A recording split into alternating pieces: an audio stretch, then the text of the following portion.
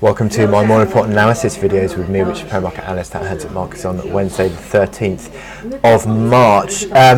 There's a degree of uncertainty going on through markets at the moment. Sentiment's fairly cautious. We've got equity markets that are basically flat on the day in the European session.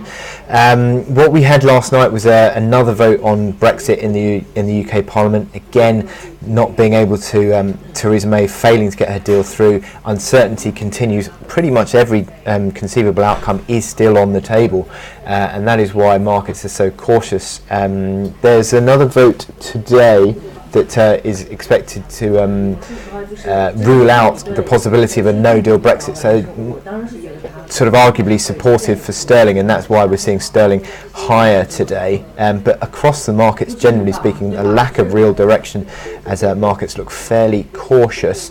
I think that is sort of pulling or has pulled the dollar down to an extent, but that also moved to the downside has been taken by the US inflation data yesterday, which sort of ticked down unexpectedly.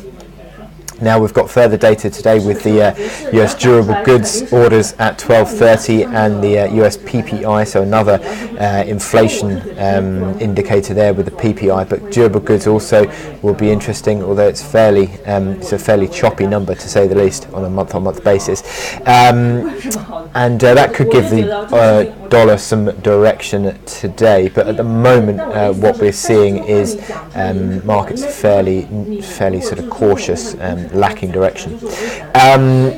There's also the EIA inventories at 2:30 UK time. Don't forget the US daylight savings time shift is still in action. And expected to see an inventory build of 2.8 million barrels. Now that comes after last week's surprise inventory build, but the inventory building continues, and that's possibly going to have a volatile impact on oil prices later on today. Now, in terms of my chart of the day, we've got the Aussie yen, which I always like to look at as sort of a depiction of market sentiment.